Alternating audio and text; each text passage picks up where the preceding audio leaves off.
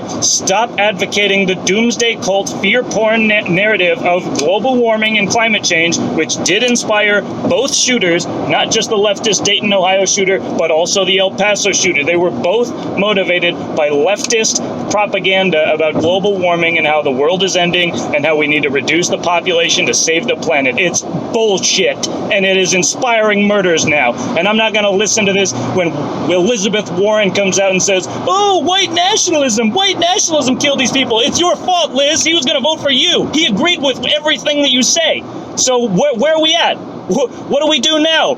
You know, how is it only the right-wingers that are evil? How is it not the left-wingers that are evil when they kill someone? And did we get an apology when Steve Scalise, a congressman, was shot on a baseball field by a Bernie bro? Did we get any condemnation from the left about that? Did we get any condemnation from the squad of Ilhan Omar and AOC after the ICE firebombing?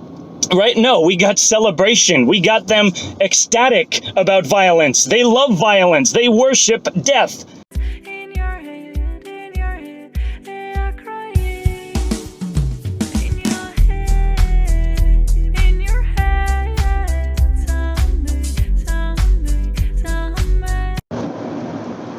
Hello everybody, I'm Mango Thunderslice, and today we're talking about the recent spate of mass shootings in the United States. You know, we had Gilroy Garlic Festival last weekend, and that was out here in California, just south of the Bay Area. And now, as of this weekend, we've had one in El Paso, Texas, at a Walmart, and in Dayton, Ohio, in the downtown Oregon district, at a kind of a bar and restaurant scene.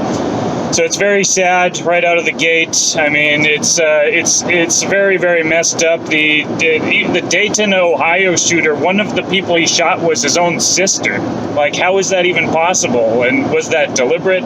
Anyway, we're just going to talk about this a little bit, because, you know, I was actually originally going to make a video about the Gilroy Garlic shooting, and then I just kind of, like, you know, my thoughts settled on it, and I decided I'd just let it pass, because, you know, I don't really like talking about mass shootings, but, you know, now it's not going away. Now there's gasoline that's been poured all over the fire, and predictably we see the same, you know, political diatribe going back and forth of, you know, liberal progressives, you know, communist authoritarians calling for, you know, more gun control, all gun control, ban all the guns, right? As if that would have stopped any of these. You know, it's just so tiresome. And again, it's almost like you can set the clock to it. Like, whenever the blue team and the Democrats are at their weakest point and all of their narratives have completely been defeated and run out of steam, cue the mass shootings and start the whole news cycle over again. And we don't want people talking about the failure of Robert Mueller and the Russiagate. We don't want talking about how the Supreme Court just authorized the military funds to be used for the wall. So basically, like, $8 billion from the Pentagon is now about to be reappropriated towards the wall. You know, we don't want people talking about world peace breaking out in North Korea and, you know, the economy doing well. We will return it back to square one of Americans are racist and they're crazy gun maniacs, and as soon as you put a gun in their hands, they're just going to go on a mass murder spree, right?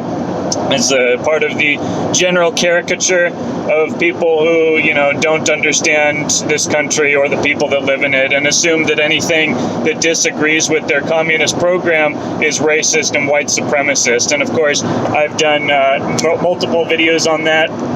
See the videos, What Exactly is White Nationalism, for more of an in-depth breakdown of what we're facing here metaphysically. We have people who value life and worship life and are just trying to live and protect their families and provide for them and build a life for themselves and for those that they care about. And then there's people who believe in and worship death, who life is just a material illusion, and the most important thing we can do is make people's outcomes materially equal and spread the wealth around. And, you know, basically, if we have to kill millions of unborn children, you know, that's totally fine. We are not upset about that and the death cult, because, you know, it's only the lives that we choose to care about that for political purposes. That's the modality of the left and the death cult, right? We don't care about the millions of children killed by their own mothers, right? More than even the communist regimes in China and Russia ever achieved. And, we don't want to focus on all the people that are dying of vaccines and being injured and getting autism from vaccines. No, we don't want to focus on that. Let's focus on the guns, right? Let's not focus on the people getting hit by automobiles and car crashes. Let's not talk about the people dying from heart disease. Let's not talk about all the chronic illnesses that people are dying by the hundreds of thousands every year in the United States alone, right? All of those things are drastically more important than even the most egregious gun crime that we have seen in this country, including what happened over the weekend. And not to lessen the gravity of that situation, but if we are being honest and we're going to, get upset about wrongful, unnecessary death, then I think we should at least just keep our perspective in line and remember that, just because the media tells you to be angry and upset about this one thing doesn't mean that you have to constantly be just bowing to their whim and, focusing on whatever they instruct you to. Of course, on the left, as we can all witness every single day of our lives in this country, that is that if, the media says jump and the left says how high, right? And, it goes both ways now, right? The left can make demands, the woke Twitterati can make demands of the media, and they acquiesce to it because they are all part of that death cult. They are all on the same team. And it's just a convention that separates the activists from the journalists at this point, because in reality, Don Lemon and the media and all these raving communists that basically think that they can just program the people of this country with opinions, it's not journalism at all. It can't even make the roughest, barest claim to being journalism anymore. And I bring all this up because people are going all crazy, blaming Trump for, basically the shooter in El Paso because he was anti-immigrant and whatnot. But of course, the Dayton, Ohio shooter was a straight-up self-ascribed leftist who said he would vote for Elizabeth Warren, said he didn't want to wait for idiots, basically in order to get his socialism. And, of course, they don't want to talk about that shooting. They don't want to talk about El Paso shooting, except when you actually dive into the El Paso shooter, he also was a communist. He was an eco-fascist, much in line with the Brenton Tarrant shooting in New Zealand in Christchurch just a couple months ago, right? This is not a free market capitalist. This is not a right-winger, guys. Left-wingers can be racist, too. In case you hadn't noticed, they pretty much all are. It's only the eco-fascists that are actually honest about it. The rest of the leftists just pretend like they think everyone's equal, but actually they're trying to use black people and POCs and minorities who they think are idiots for political reasons. They want to use those people to achieve their political ends as pasty little white kids thinking that they're going to overturn the system and have a revolution against capitalism and the patriarchy, right? It's so ridiculous, the state of narrative in this country. There's no adherence to reality. There's no even token, basically disavowal of hypocritical statements, right? The hypocrisy is so thick that you can't even cut it with a butter knife. You're going to need a chainsaw, right? And, I don't even know what to say, man. They want to go after the guns. Pretty much, what I did as any self-respecting American after a mass shooting, I prayed for the families and I, disassembled, cleaned, and oiled my firearms, my carry pistol and my AR-15, because, while I sympathize with the victims and their families, and, I think that there's a discussion to be had about the gun measure that Trump proposed in his speech this morning. The right to self-defense is non-negotiable. It does not come from government. It does not come from the Constitution. It is a natural God-given right that is enshrined in the Constitution. But the Constitution is not from whence the right comes. It comes from God. It comes from self, right? So there is no negotiation to be had about, limiting the Second Amendment. That being said, though I would consider myself a free speech absolutist as well, we do have laws that have been around for hundreds of years about slander and libel and calls to violence. Even though we can speak freely, every reasonable person draws a line at you can't basically call for violence. That is part and parcel of a crime. And, you can't also speak. You can't, well, I mean, in this country, a lot of times you can't if they're a public figure, but in general, you can't write or speak false things against another person and disparage their reputation, right? If they're true, you can say them. You can say whatever you want that's true, or at least in theory. Twitter and Facebook have a different idea, as does YouTube.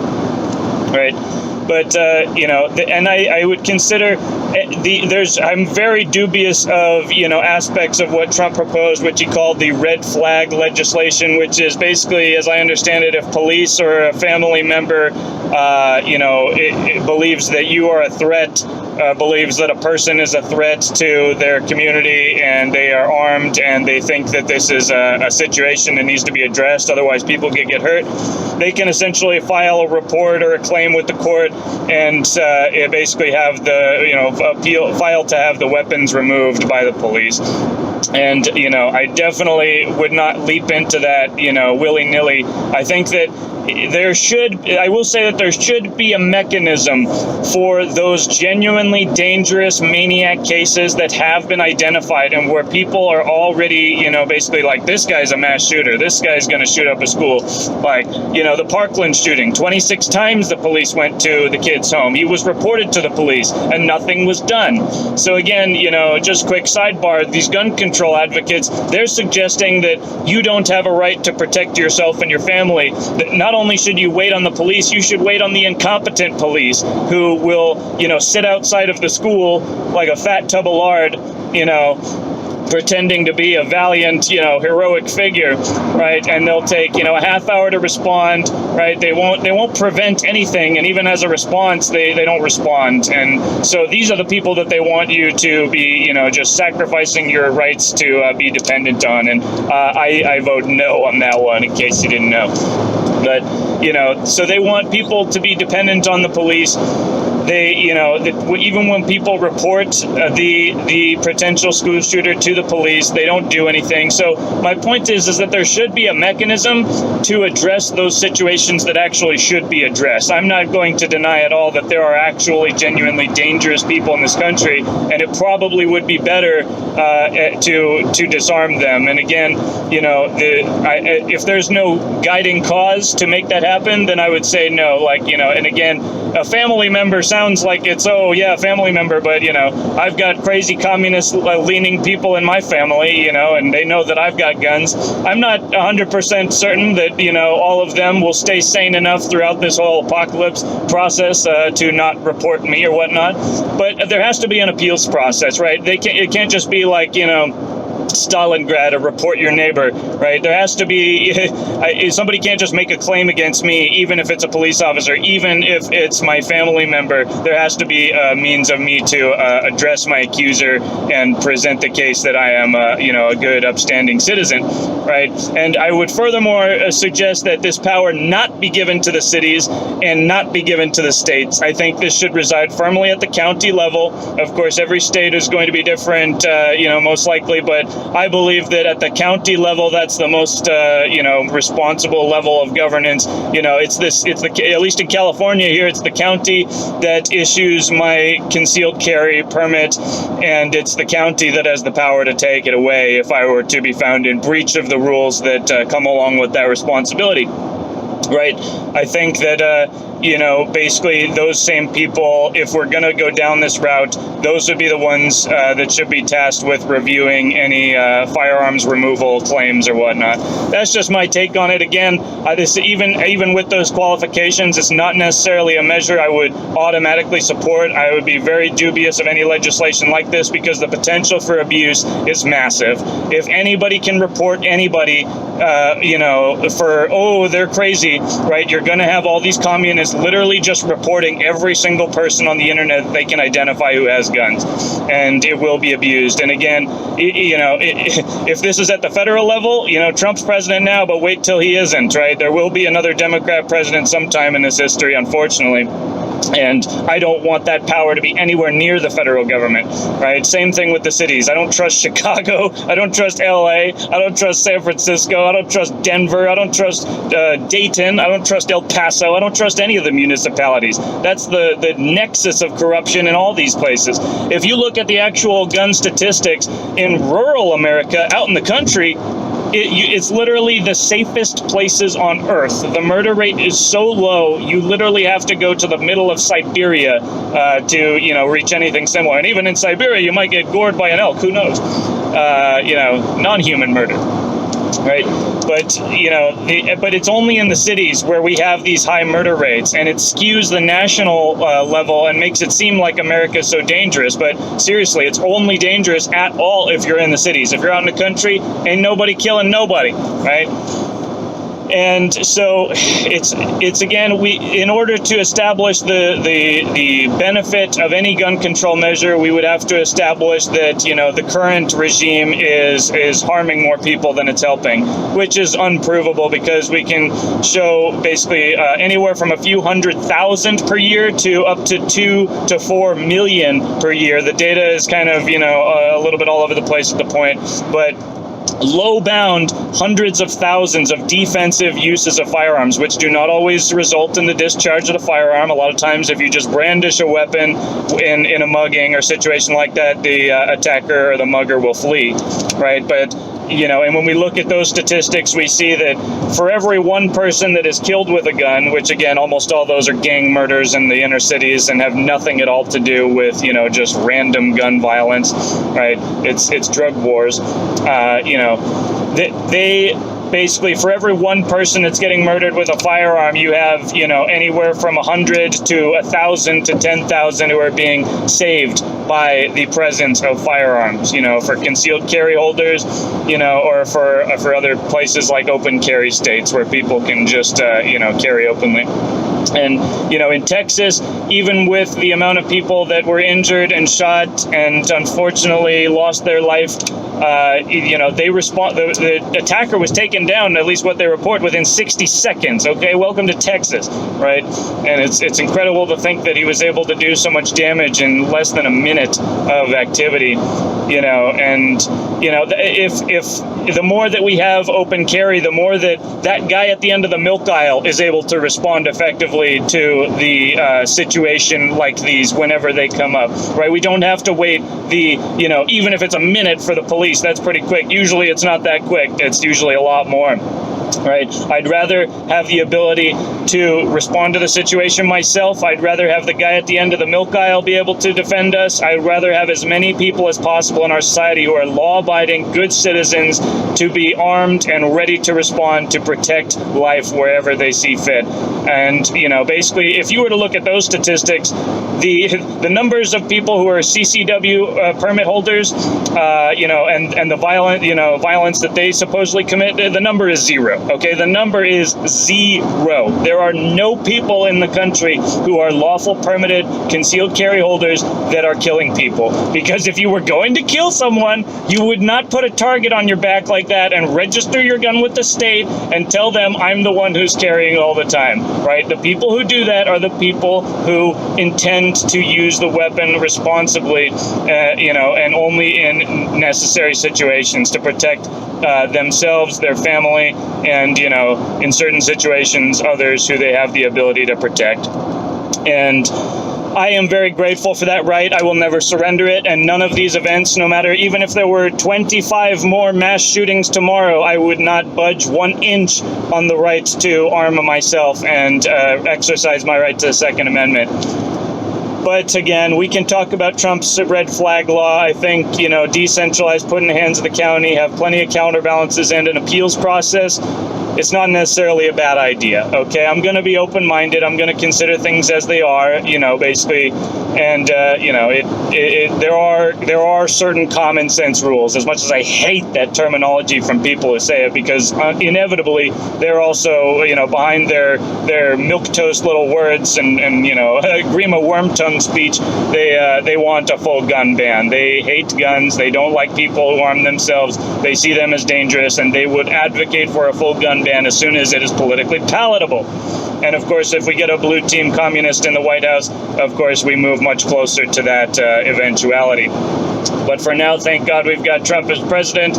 If we didn't, we'd already have mandatory adult vaccinations and a full-scale gun ban. We'd probably already be in World War III with Russia and China as well. So, to those who, are sour on Trump from the right or the left, basically it could be a lot worse. Of course, from the left, you'd rather have the communists. But for the people who are sour on Trump from the right, he didn't build the wall, where are they now that the Pentagon funds have been approved? You people are so just like slimy. You don't understand how the political system works, and when it doesn't go your exact envisioned way, then you say that it's all a failure.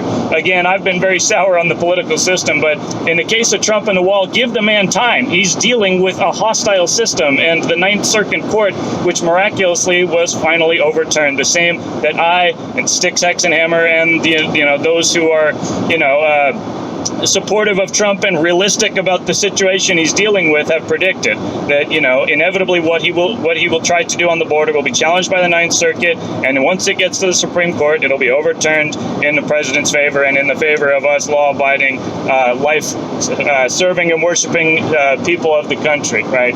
But again, to the death cult, they don't care about the kids in cages. They don't care about people. They don't care about immigrants. They care about socialism and getting free stuff and taking away other people's happiness because they've never been happy in their lives. And they're just miserable little children that, basically think that the entire world revolves around them just because they went to some, college class and a professor told them that Marxism was a good theory. If you don't think indoctrination's real, just consider that people are going into college studying economics and coming out socialists, right? That's all you need to know. And this is as big a part of it. This is bigger than white nationalism, right? The El Paso shooter was talking about global warming. He was talking about climate change. He was talking about you people are not going to change your lifestyle for global warming. So the next logical solution is to reduce the number of people, right? He killed these people because of global warming and because of the environmental destruction.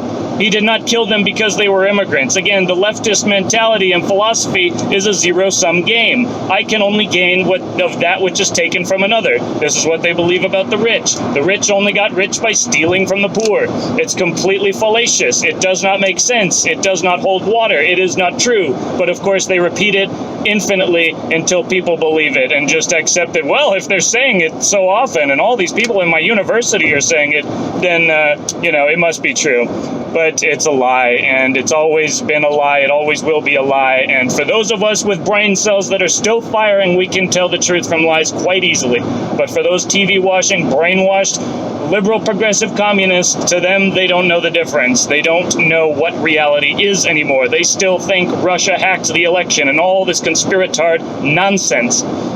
And of course, the Dayton, Ohio shooter said he would vote for Elizabeth Warren. He was an avowed leftist and socialist. And basically, and the Gilroy Garlic shooter, he didn't have any political motivation. He's just, person asked him while he was shooting, why are you doing this? Why are you doing this? And he said, because I'm angry. Right? And again, gun-free zones doing their job, right? The Gilroy Garlic Festival was a gun-free zone. And, basically, we couldn't ever predict that he would go around the back and clip the fence and go in that way, right? So now all these people were hurt and killed because of the fallacious gun-free zone, myth. And it's just insane. It's sad for me, the closer things are to home, the more you actually are afraid of them. And, the Gilroy Garlic Festival is something that we've wanted to go to, it's kind of callous, but in a real sense, the Ohio shooting and the Texas shooting doesn't scare me the way that the Gilroy Garlic Festival shooting, because it's more in my own backyard, and that's just natural part of human psychology, I guess. But I would advise all of you to become proficient with firearms, to get a CCW permit in your state, and basically do what you can to protect your family and be prepared for all situations, because we are in a culture which is insane, right? I don't have any direct evidence to say that any of these guys are MK Ultra, but here's the thing: you don't have to be mind controlled by the CIA to be MK Ultra in a culture that is saturated with MK Ultra programming. Watch any music video that comes out of Hollywood. That is MK Ultra programming, right? Video games with all the death cult and mass murdering, in virtual worlds. That is part of the MK Ultra programming, right? The music, the death program, cult music, that's part of the program. That's part of MK Ultra. So, when people hear that word, they think, oh, conspiracy, right? Well, I mean, first of all, it is a conspiracy. There are real MK Ultra, mind control plants. Again, taking it back, we can go back all the way to Bobby Kennedy, who was, killed by Sirhan, I believe. I think that was the guy. And he didn't remember shooting him. He literally did not remember it. The assassination of Bobby Kennedy was by an MK Ultra mind controlled dude, just like straight up Zoolander. He activates and then attacks and commits the crime. And I'm not saying that, any of these three shooters were. It's possible that they were, but I don't have any direct evidence to suggest it, so I'm not going to spend a whole lot of time speculating about that. But what I can say is that when people are saturated in a satanic, materialist culture that does not value life, does not prioritize or advocate any sort of cosmic order or spirituality or religion or aspect of God, we are entering a culture that will inevitably produce psychotic, deranged, violent people who are not connected to their creator, who are not connected to their father and mother, and do not have that love for humanity which goes along with those traits. And I really hope that, the families of the victims can find peace. I really hope that we can move past this rah gun control nonsense as a country. And I hope that we can build a future where people can protect themselves and, don't always have to, because we aren't surrounded by completely insane people. Right? Again, taking guns away won't do anything. And on the other side, there's nothing really that politicians can do about mental health otherwise, except for stop advocating the doomsday cult fear porn narrative of global warming and climate change, which did inspire both shooters, not just the leftist Dayton, Ohio shooter, but also the El Paso shooter. They were both motivated by leftist, just ridiculous propaganda about global warming and how the world is ending and how we need to reduce the population to save the planet. It's bullshit, and it is inspiring murders now. And I'm not going to listen to this when Elizabeth Warren comes out and says, oh, white nationalism killed these people. It's your fault, Liz. He was going to vote for you. He agreed with everything that you say. So where are we at? What do we do now? How is it only the right-wingers that are evil? How is it not the left-wingers that are evil when they kill someone? And did we get an apology when Steve Scalise, a congressman, was shot on a baseball field by a Bernie bro? Did we get any condemnation from the left about that? Did we get any condemnation from the squad of Ilhan Omar and AOC after the ICE firebombing? Right? No, we got celebration. We got them ecstatic about violence. They love violence. They worship death. And it is when violence is used against the right, it's okay, and they'll turn the other cheek and not cover that story. But when it's a white man who talks about immigrants, oh my God, this is literally the Hitler's coming back, and here we are. And I can't take it anymore. The white nationalism thing is such a joke, right? It's this Orwellian new speech. You want to call me a white nationalist? Well, guess what? I don't give a shit. You're a communist, and I'm not going to listen to a commie when he tries to tell me that I don't have a right to protect my family. End of negotiation, brother. And, I'm worked up, but this is just so enraging, both the acts themselves and the fact that every single time, instead of basically just mourning the tragedy and addressing the root cause, we have people just promoting Band-Aids for the sake of their own virtue signaling. It's so sad. And again, much love and prayers to the families of the victims. Stay awake, my brothers. Keep an eye out, and be prepared to defend yourself wherever you go, because I wish I could say we live in a safe country that is not in the early stages of civil war, but it's starting to look that way. And, like Tim Pool points out, that doesn't mean it's going to be lines of uniformed soldiers fighting each other in the fields and trenches, but it could very much look like what it looked like over the weekend, which is basically political terrorism, which is, basically bombings and shootings, and by completely ideologically programmed people, different versions of leftists, because you don't see any genuine right-wing people committing violence like that. The genuine right-wing people, like myself, are armed and carrying, but they know that we don't want to provoke things. We don't want to accelerate. We want to decelerate. We don't want a civil war. We want peace. I would love to have conversations with my liberal, progressive, communist, authoritarian family members. They don't want to talk. They believe in their religion, and they will not accept any question to the dogma of their cult members. And that's sad to me. I would like to have a reconciliation, but I don't see the path forward. And in absence of that clear path forward, I'll keep trying to build it and build that bridge and see what happens. But much love to you all, my brothers. Stay safe, stay awake, and, do what you can to spread the truth without losing your mind, because that is a Herculean task at this point, and you deserve commendations for any effort made. And that's my video today. I hope you guys have a great day, great week, and a great lifetime. Cheers.